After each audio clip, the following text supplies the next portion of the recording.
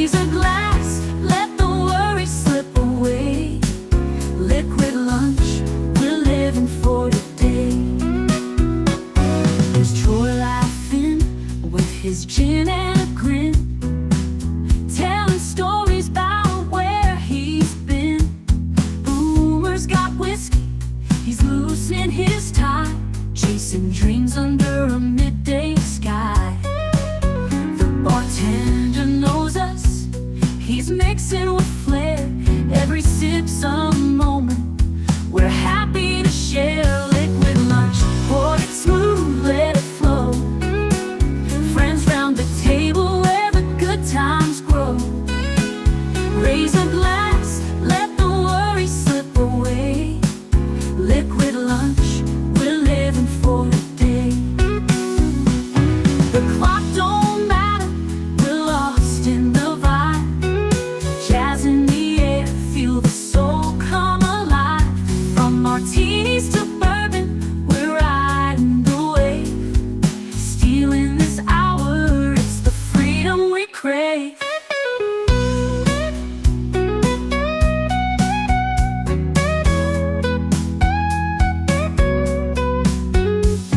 Sun's still shining, but we're in our zone.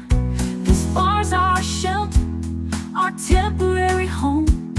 One more round before the world calls us back. Savor the moment, keep the blues in the rack. We'll laugh and we'll toast till the afternoon fades. Memories made in these liquid escapades. Liquid lunch, pour it smooth, let it flow. Friends round the table where the good times grow. Raise a glass, let the worry slip away. Liquid lunch, we're living for today. So here's to the daylight, the drinks and the fun. Our liquid lunch, till the next one comes. With a wink and a smile, we'll be back real soon. Chasing that jazz under the high noon.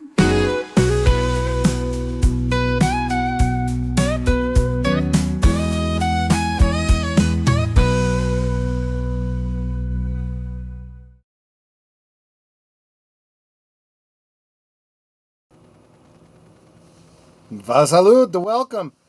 Good to see all of you. Happy Monday. Monday is oftentimes the hardest day of the week, and so it makes me wonder why I chose Monday for my musings. Usually it's whatever happens to be on my mind, which sometimes can be weighing very heavy on my brow. So why Monday?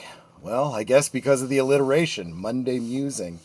I'm not sure that's the best reason, though, but we'll get into that as after we say hi to all of you lovely people, most lovely. I'm sorry, everybody, don't take offense, but she is absolutely the most lovely to me. Netter of Netters Network, who says, hello, love of my life. She is the love of my life as well, so you better believe she deserves a place of honor. She says, like, share, subscribe, become a member, leave a comment, gift a membership if you are feeling so generous. Yes, please definitely share out that stream. Get as many people in here as we can. I'd greatly appreciate that. Mark says, it's lunchtime. Merpro! I have a lot to muse about. A lot. We'll fill you in later, Troy. And you might be right, too. Like that's anything new. Yes, exactly. And hail to you, Connie Cleary, the bird woman of YouTube and Fluff Chick Productions. Good to see you. She'll be listening because she's driving to her parents in Andover. Okay, be careful driving. Have a great show, my friends. Enjoy Liquid Lunchers. Yes, thank you so much. Big Al of Big Al Presents.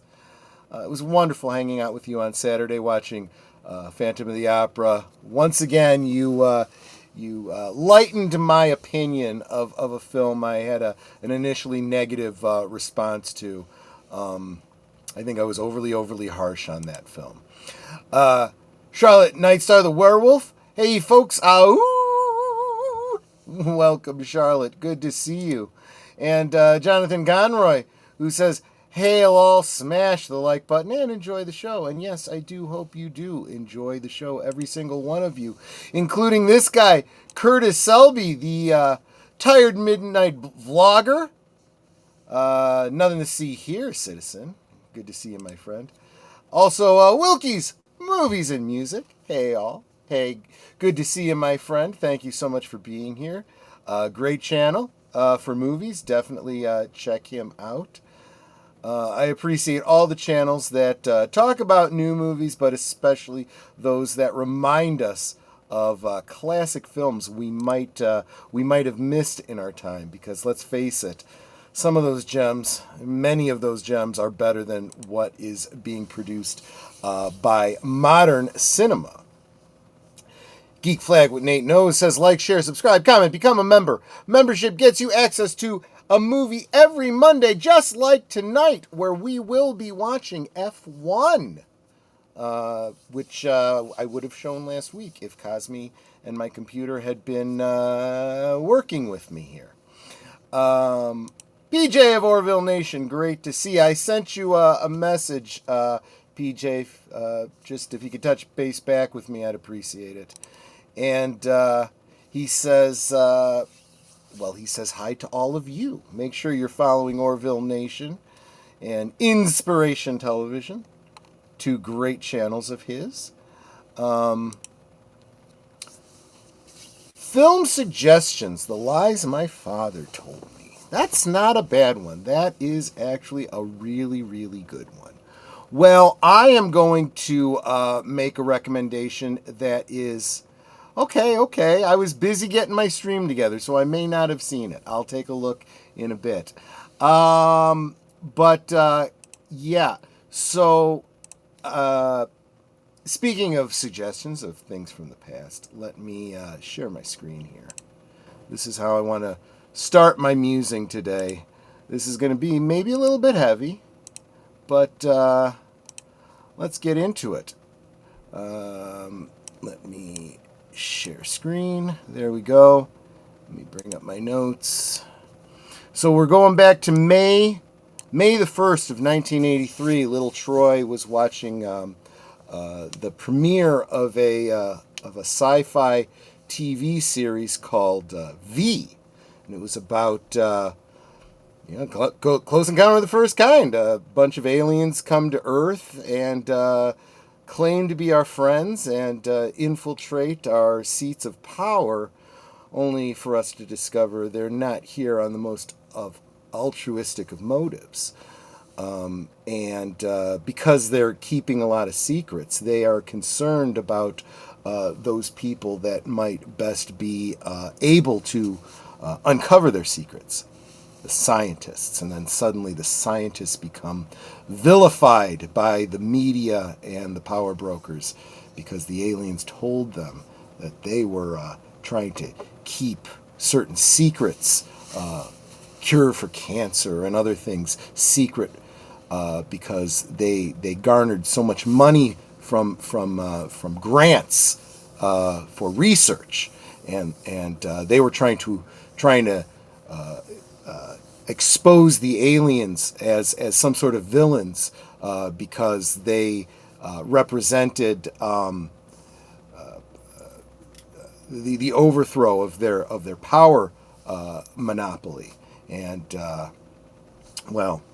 I think most of the people watching this stream pretty much know how that story actually went, but it culminates in a family whose father is a scientist being stalked by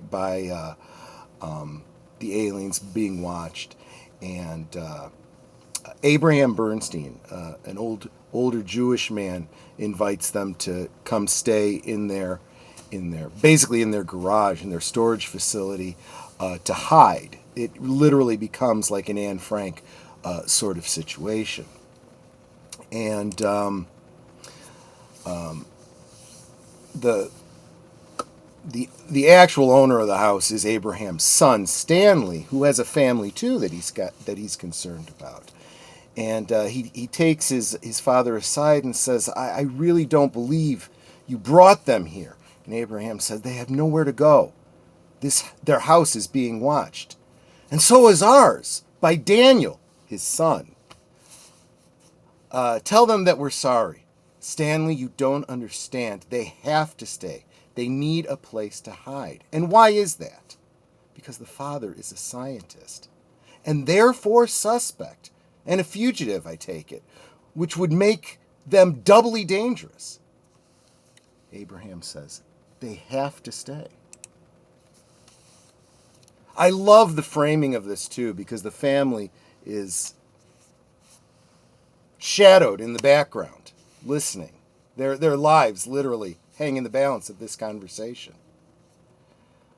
They have to stay. And I'm telling you to get them out before you won't. Then I will. No, you won't. We had to put you in a suitcase. You were 8 months old. That's how we smuggled you out. I know this story. No, you don't. You don't. Your mother, of Shalom, your mother didn't have a heart attack in the boxcar. She made it with me to the camp. I can still see her standing naked in the freezing cold. Beautiful black hair was gone. They'd shaved her head. I can still see her waving to me as they marched her off with the others to the showers with no water. Perhaps if someone had given us a place to hide. Don't you see, Stanley? They have to stay, or else we haven't learned a thing. I love the response. As Stanley realizes, my father's right. With just a simple nod, Abraham pats him on the shoulder and smiles. Now, the outcome of this story, of course. Abraham is tortured and killed because he will not reveal where the Maxwell family is, and it's very clearly an overt homage, overt retelling of the situation in 1930s Germany, right? You have somebody literally telling the story that happened to him and making the analogy, this is happening again, right? And he has to remind his son, even though he's told his son, and his son basically knows, no, you don't know it all. I kept some of it from you. It was way worse than you realize. And we have to behave differently, or we haven't learned a thing, right?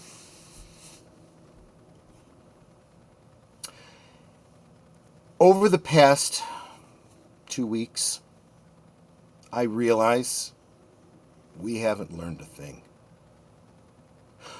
Many of us have been saying that for over 5 years, starting with Gina Carano. She tried to remind us of exactly this. And her words were twisted to mean the opposite. Instead of saying, we can't be like the people that went after the Jewish people and many others. It wasn't just Jewish people, remember, that were exterminated in Germany, right? We can't ever be like that. They warped her words to be the opposite and say that she was being anti-Semitic when nothing could be farther from the truth.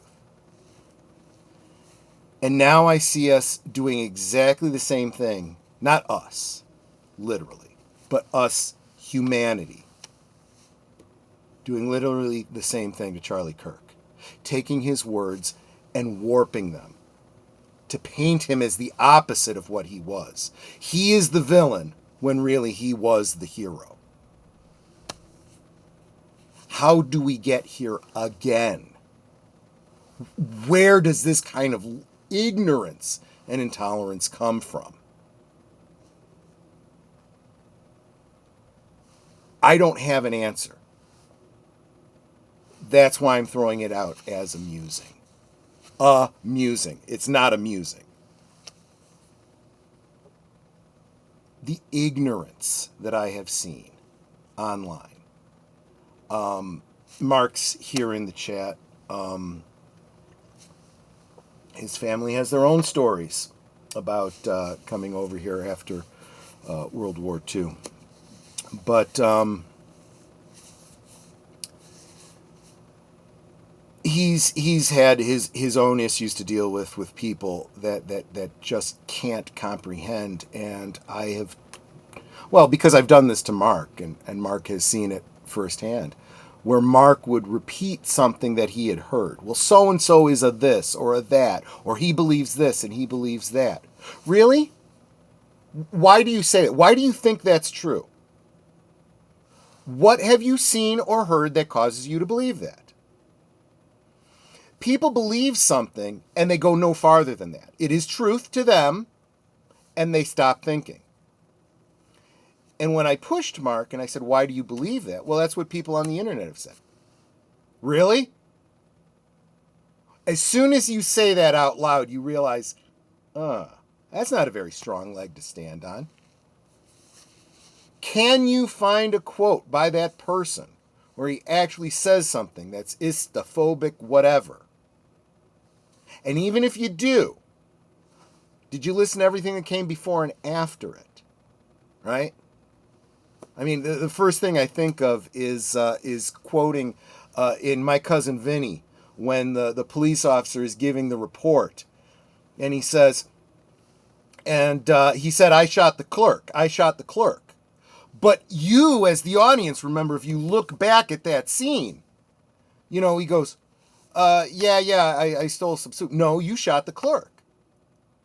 I shot the clerk? I shot the clerk? He's asking the question because he's not believing what he's hearing. That's not a confession, but if you just read the quote, it sounds like a confession. See, you've got to, context matters. And if you actually listen, you understand what someone is saying, unless you are lying or willfully being obtuse. And I think all of those things are in play when we hear a lot of the comments on social media these days. Talking about Charlie Kirk, who he was, what he stood for, what they believe. And yet, you put all that aside and you go, but even if everything you said was true, how do you justify being okay with murder? With murder.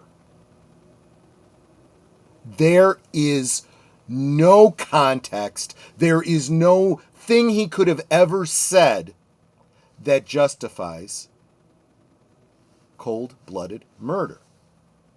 Now, you can make an argument to me that after due process, charged with a crime, presentation of evidence, judged by a jury of your peers, that perhaps execution is a reasonable, possible sentence for a crime. But cold-blooded murder, that's not what that is. That is one person deciding that I am right, you are wrong, therefore you deserve to die. Where do we get to the point where thousands of people go on the internet and say, yes, I agree with that? And ironically, the people they are saying deserve to die, they're calling them the bad guys from 1930s. When literally they are the brown shirts calling in, this person is a bad person, make sure they die. Going on the internet saying this person deserves to die. They're the youth, the brown shirted youth, calling in their parents, saying they've said something subversive. Take them away.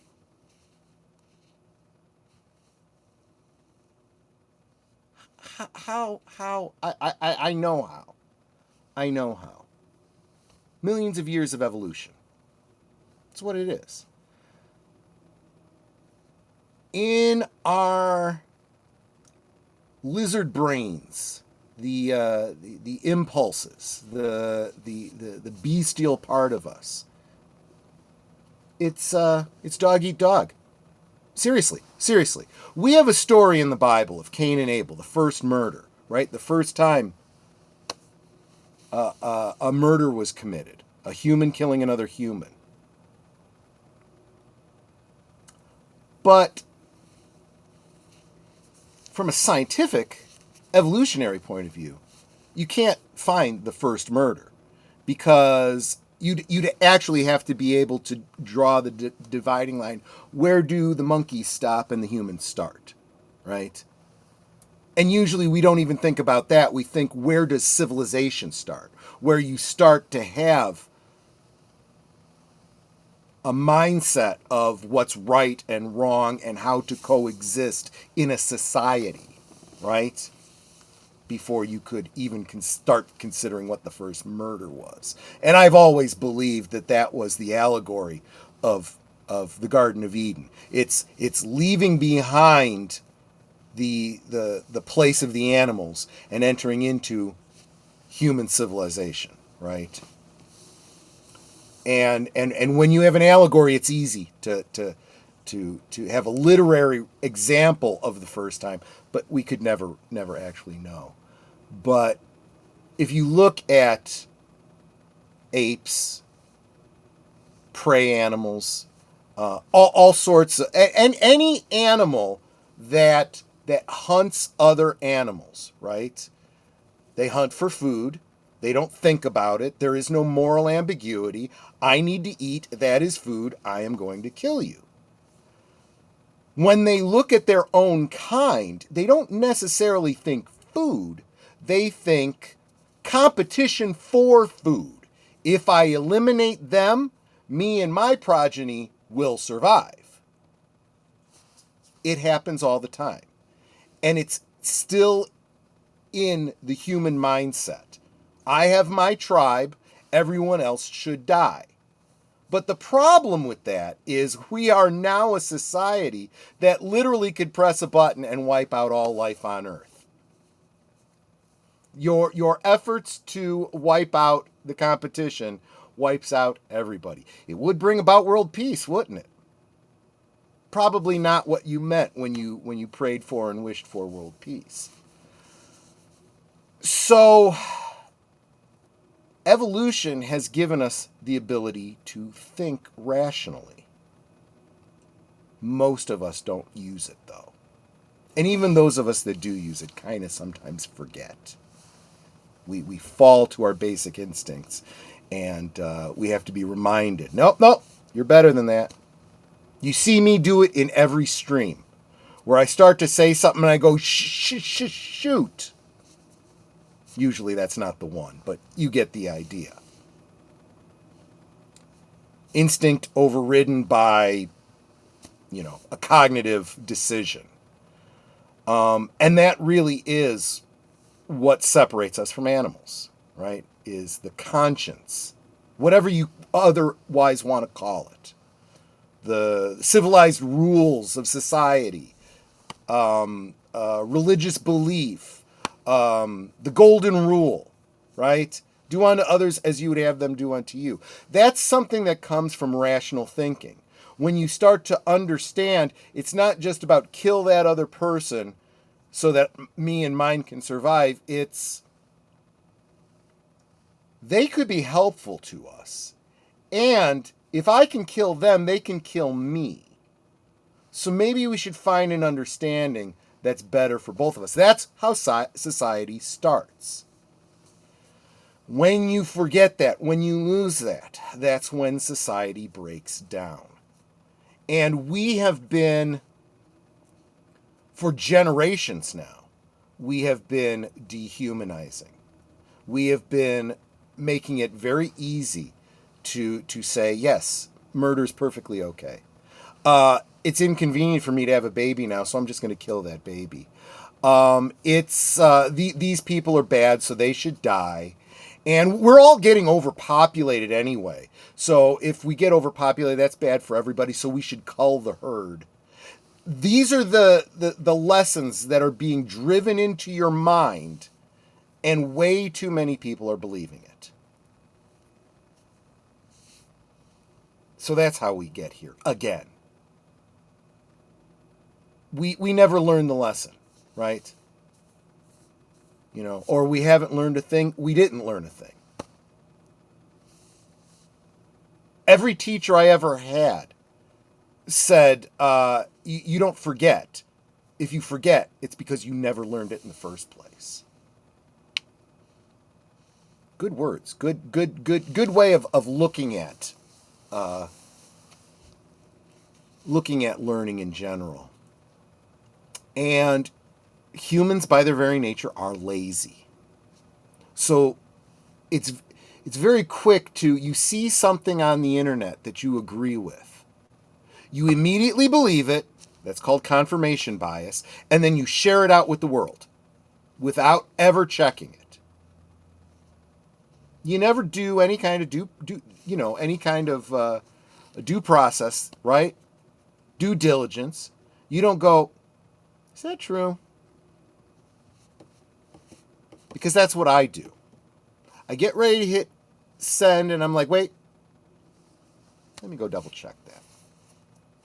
Try to find a verification. If it's true, I will not even share it. I will share the verification. I will share the article or whatever. So that the next person has the evidence right away.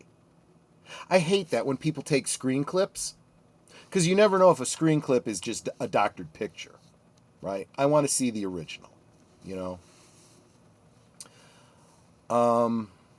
But due diligence. Anyway, speaking of due diligence, I want to go ahead and promote what I do all week, so you know where to find me and what we'll be doing, myself and the other affiliate channels. And I want to refill my drink, so we will come back to this in just under 3 minutes. You are watching Liquid Lunch, streaming every weekday at noon Central, 1 p.m. Eastern. Let's sip together.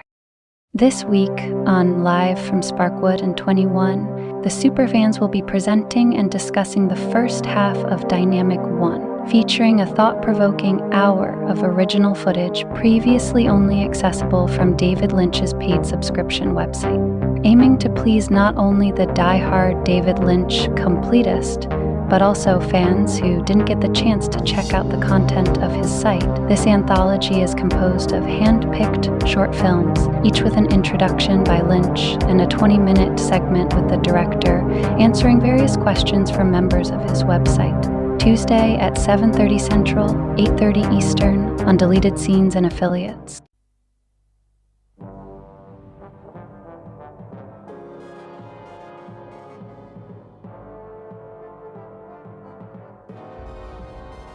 On board Scorpio, Vila intercepts a transmission from Serverland to someone called Cancer, referencing Domo the Ninth and 5 subjects. At first glance, the Federation transmission seems irrelevant. Then Scorpio's crew discover that they are the 5 subjects, and the targets of her contract with Cancer, an infallible, hired assassin. This Tuesday on Last Call presents Blake 7 at 10 p.m. Central, 11 Eastern. This Thursday night, it's getting a bit spooky around Netter's network as she sits down with a mysterious YouTuber you may or may not know. Netter will be discussing personal experiences with ghosts and hauntings with I Am the 13th Child this Thursday night at 9 Central, 10 Eastern on Netter's network.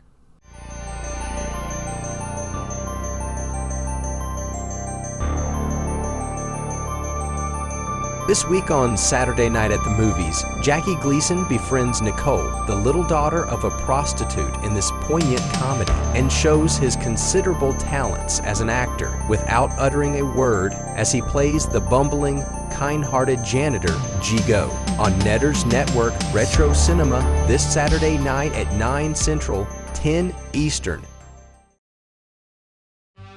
In a world where nearly all the entertainment is remakes, reboots, and rehashes of older properties, maybe it's worth it to get some commentary from people who experienced it all when it was novel and fresh. Catch Boomer and Pacelli on Geeky Geezers every Sunday night at 8 Central, 9 Eastern. We now return to our liquid lunch. Curtis says it all devolves back to the law of the jungle. If I have the strength, I just unalive all the people I don't like. Yeah, I mean, that's essentially it. What do they say? An eye for an eye leaves everyone blind. By the way, East of Eden, novel based off of Cain and Abel, is a great book. Movie, in my opinion, pretty cool too. There you go. Right and wrong are being lost in the dogma. Yeah, that's another good point. You hear terms bandied about like postmodern, posthumanism, and if you dig into what those are, it's very, very scary stuff. It sounds very progressive, very progressive. But what are we progressing from? And what are we progressing to? When you say you're a progressive, in what way do you wish to progress as a society? Because it seems like now the so-called progressives want to progress beyond friggin' reality. They want things to not be the way they are. And I don't mean, in the world, the way people act and think and stuff. I mean basic biology and physics. That somehow we are so great as a society, we can alter the human body to change our genders. This idea, this philosophy that gender and sex is all just a construct of the mind. When any rational person goes, no. Men and women are two different things. And we don't have the technology, the biological technology, to change that. You can play dress up, even to the point of cutting things off and adding things on. That doesn't change you fundamentally. They used to call, and this is where I don't censor myself, and this is where the stream gets demonetized. They used to call philosophy mental masturbation. In other words, a function without a purpose, right? Sex that doesn't, potentially result in the purpose that it exists for, to procreate, is a waste. It's nothing. It's running in place. There is no net gain, right? And philosophy is basically that. If philosophy does not match up with reality, philosophy is supposed to be to cognition what a hypothesis is to an experiment. A hypothesis is, I suspect that, I believe that this would happen if this was the case. Let's test to see if that happens. You don't stop at the hypothesis and decide, because this is what I thought, this is the way it is. Scientific method says you now take the hypothesis and you test it until you prove it wrong. You can never prove it right. But if you keep testing it over and over and over again, and you're never able to prove it wrong, you start to suspect that maybe that hypothesis is true. And you can begin to assume it is true because it makes certain predictions. It describes the world the way it actually works, until eventually maybe something does prove it to be false, right? For example, hypothesis: the speed of light is constant. Okay, it seems to be. Everything we've done to test it proves it to be, does not disprove it, I should say. It works in all of our calculations and allows us to make predictions with accuracy. So we will assume it's true till we find out it's not. And eventually we found out It's not. Under very certain, very specific circumstances, the speed of light is not constant. Now, what is consistent about it and what is not consistent about it, we can use that relationship to make predictions as well. More information, better data, that's good. But if you just stop at the hypothesis, you are wrong. And you may make very wrong predictions. There was certain hypotheses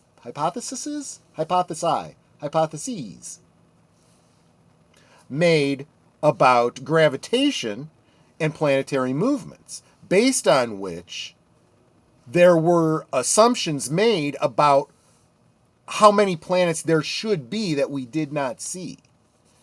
And if we had stopped right there, we would be assuming that there were planets that don't exist. As it turns out, there's this whole asteroid belt that has gravitational impacts that we did not know about, that throw those calculations off.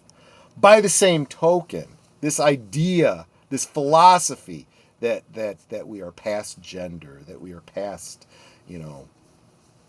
whatever limitation you want to put on biology, just doesn't match up with reality. But there are still people out there purposely believing it. And that willful ignorance is a kind of stupidity I just cannot fathom. I am not very religious, but I have noticed that our two-party system, one party has almost completely turned their back on to God, and the other one, with the most demonic people in it there, are the people online. Yeah. That's exactly it. It's interesting because religion can be seen as a kind of hypothesis. The hypothesis is there is a God. He is the creator of the universe. He has a plan. The Bible is his infallible word. To the extent that we find it to be fallible, the failing is in our interpretation of it, not in the intended interpretation. So we should reevaluate. And to some degree, it's impossible to test. However, the precepts contained in that Bible, when taken holistically and studied rigorously, turn out to be right 100% of the time. When you hear people talking about demons and evil and turn to God and, what corruption looks like, evil in society, we see it play out in history time and time again. You don't have to believe that it has anything to do with demons and God to see the effects of it. It's exactly what's described in the Proverbs, in the laws, in the predictions of the Bible. We tend to look at the prophets of the Bible as being divinely inspired by God. That may be true. There may be a mystical supernatural element to it. But it may also be that these were people that just paid attention to what was going on around them, to what had happened in the past, that understood human nature and warned us about it.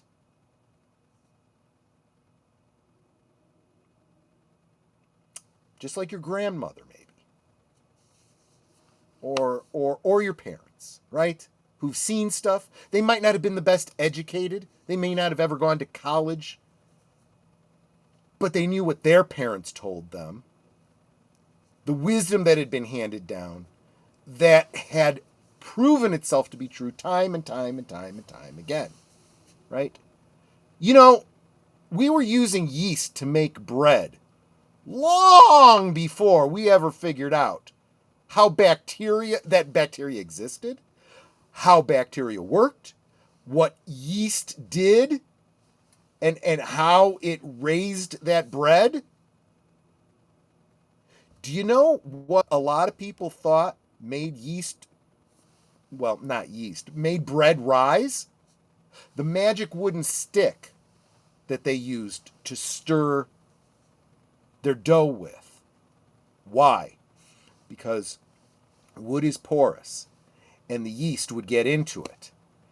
And instead of literally adding yeast to your dough mixture the way we do now, because we understand what yeast is, they said you got to use this magic stirring stick.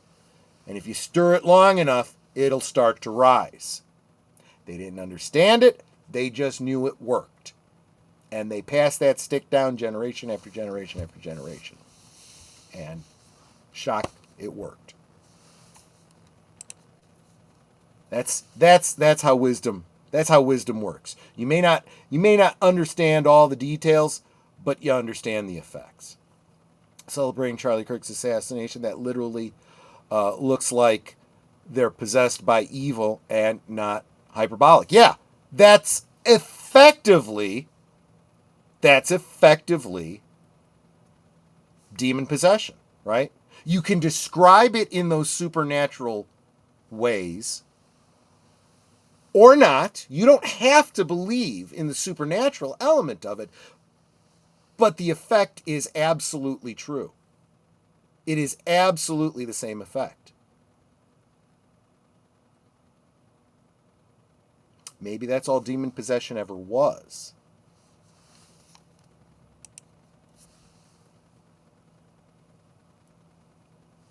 Yeah. Social media is not really a new concept. I've pointed this out in my closing of Thankful Thursday. I think it was 2 weeks ago when I was talking about Dr. Joseph Warren. I said, we are not Charlie Kirk. Charlie Kirk was Dr. Joseph Warren. We are Paul Revere. Our job now is to get the message out that the Redcoats are here. Take up, not literal, take up figurative arms. By that, I mean rhetoric, memes. Take to the internets. Get the message out.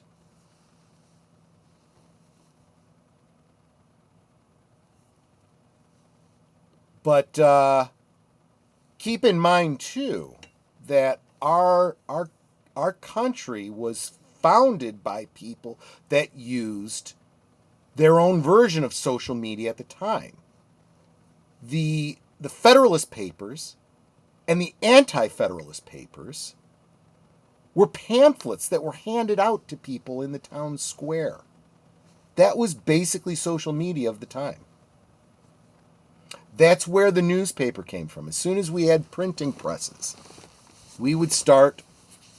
people would start printing the news. The first newspapers were not big media conglomerates pushing a message. It was individuals putting out pamphlets to tell people what was going on. Just going all the way back to the town criers. Hear ye, hear ye. This is what's happening today. This is what happened yesterday that you should know about. That's what media is. The power of the press was the right for individuals to communicate. It had nothing to do with modern corporate companies.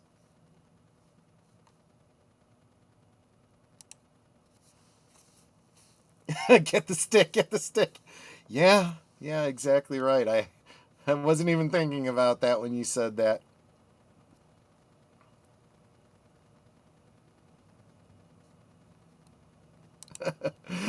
Be right back. I have a clothesline to tear down in the back. Yeah.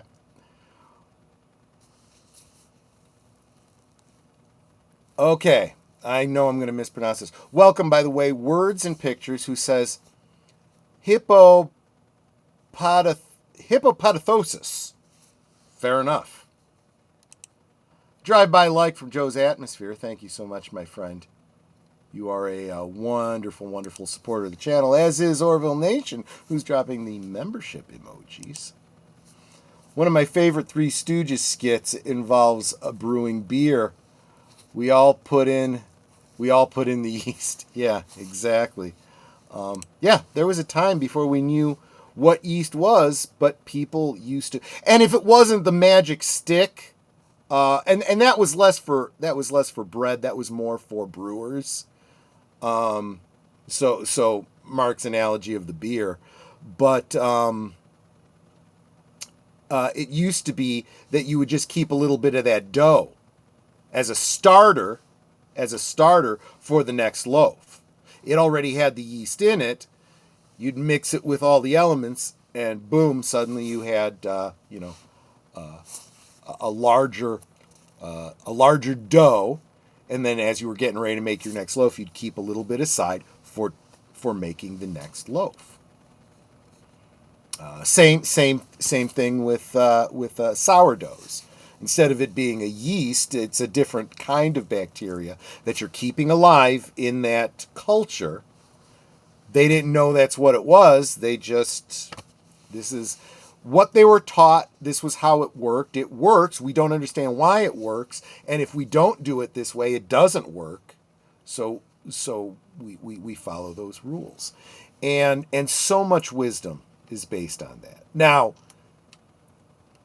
philosophy done right is looking at the reality of what had worked, the wisdom that we have and what works and why, and trying to put it into a framework. That's what philosophy is supposed to be. But if you instead base your philosophy on a world that doesn't exist the way you think it should exist, but doesn't match up with any kind of reality and never could, as far as we can see, that's how you end up with things like Marxism, postmodernism, and so forth. That's how I think we get to where we are. But having said all of that, I still look at the vitriol and the evil that I see being spewed by people and go, how can you people be so inhuman? How can you be so devoid of any rationale, intelligence, reason, and compassion? I don't even see that in animals. I don't see lions and tigers and bears and all the other, sharks going out of their way to kill things just because they want to make things dead. They do it as part of survival without any actual thought in the process. Only in a spoiled first world kind of society could you have people with enough leisure time and laziness to sit around and think, how can I take joy out of hurting more people? It's the only way I can understand it. And still somehow rationalize that as you're the good person.